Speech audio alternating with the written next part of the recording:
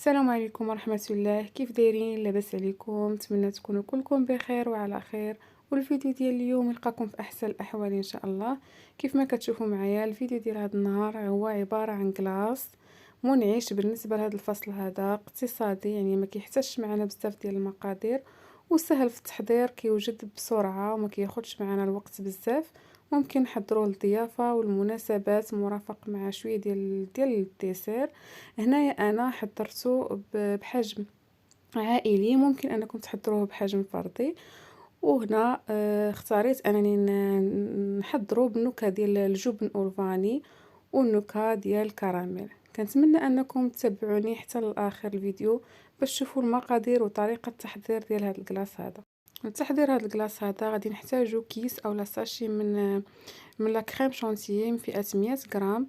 غنحتاجو نصف لتر ديال الحليب، غنحتاجو جوج ياغورت اولا دانون بنكهة الكراميل، وجوج ديال الياغورت بنكهة الجبن. انا هنايا اختاريت يكون طبيعي بدون سكر.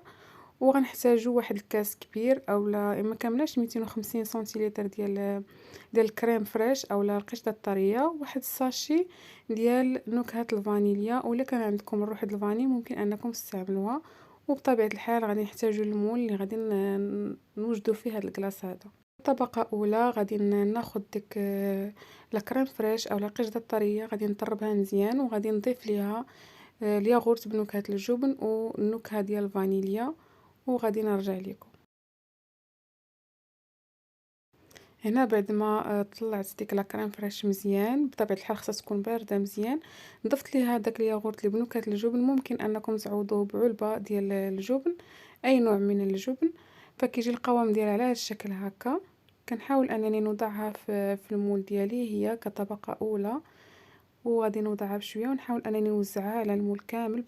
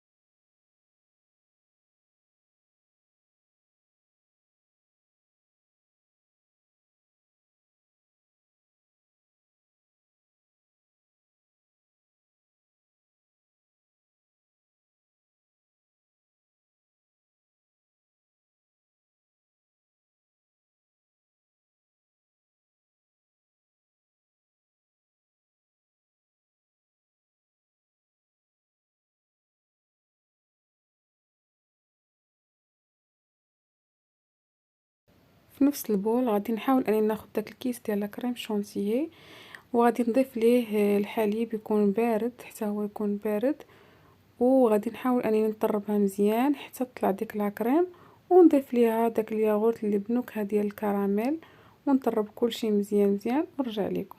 بزاف منكم اللي غادي يقولوا ان كيس ديال لا كريم شانتيي من فئة 100 غرام غالبا كنستعملوا معاه واحد رابعة او 250 سنتيلتر ديال الحليب.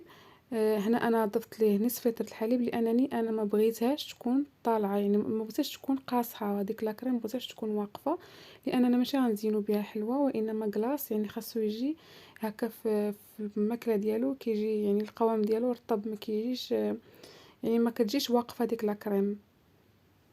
هنا بعد ما وزعت الكميه كامله اللي عندي ديال لا كريم شانتيي مع دانون ديال الكراميل، غنغطيه بفيلم اليمونتير ونوضعوه في المجمد على الاقل 5 ساعات. ومن الاحسن ان يبات الليله كامله، ولا غد ليه نستهلكوه باش يشد مزيان. وهنا كملاحظه ما استعملش نهائيا السكر، لان عندي لا كريم فريش حلوه، لا كريم شانتيي حتى هي حلوه، والياغورت ديال الكراميل حتى هو حلو، فما استعملش نهائيا السكر. وهنايا بعد ما جمدت لاكلاص ديالي حاولت انني نخرجه من المجمد وقلبته على الصحن. وهنايا بديت كنزين فقط عندي لاصوص ديال الكراميل، فحاولت انني نزين بها هكا تزيين بسيط. ممكن انكم تزينوا بمكسرات اولا شويه د النوغا مهرمشه اولا اي حاجه بغيتو انكم تزينوا بها، فكيبقى الاختيار ديالكم. انا متوفر عندي صلصه الكراميل، حاولت انني نزين بها هكا.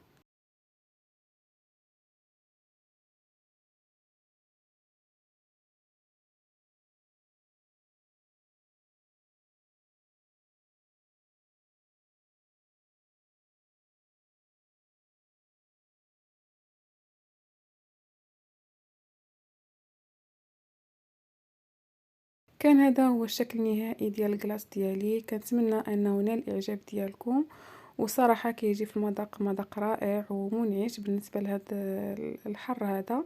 ممكن انكم تضيفوا حتى نكهه القهوه، فهي كتجي زوينه بزاف مع هاد النكهه ديال الكراميل وديال الجبن، اي نكهه بغيتو. فكنتمنى ان ينال الاعجاب ديالكم انكم تجربوه. ومازال ان شاء الله غادي نشارك معكم دي كلاص اللي بدون كريمه سائله وبلا كريم شانتيي بلا حتى شي حاجه، يعني اقتصادي اكثر وغير مكلف. فكنتمنى انكم تشجعوني وتدعموني بلي لايك وبلي كومونتير، وما تنسونيش بالبارطاج مع الاهل والاصدقاء ديالكم. وكنقول لكم شكرا وشكرا لكم بزاف بزاف على الدعم ديالكم، والى اللقاء في الفيديو المقبل ان شاء الله.